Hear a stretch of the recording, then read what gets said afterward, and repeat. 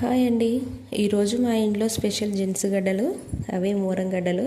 మరి మీ సైడ్ ఏమంటారో ఒకసారి అయితే కామెంట్ చేయండి.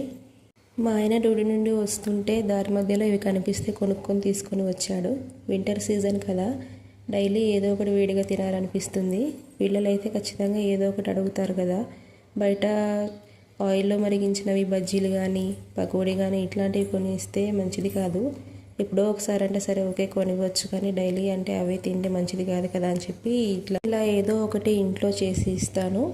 ఇవి చాలా హెల్తీ కూడా, పిల్లలకైనా సరే పెద్దవాళ్ళకైనా సరే. ప్రెగ్నెంట్తో ఉన్న ఉమెన్స్కి అయితే ఇంకా చాలా మంచిది. నేను కూడా ప్రెగ్నెంట్తో ఉన్నప్పుడు బాగా తినేదాన్ని వీటిని.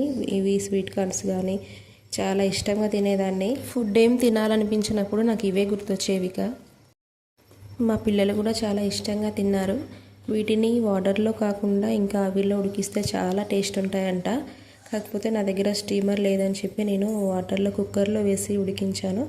మీ దగ్గర స్టీమర్ ఉంటే అలానే ట్రై చేయండి. అలాగే వీడియో నచ్చితే లైక్ చేయండి, కామెంట్ చేయండి, షేర్ చేయండి.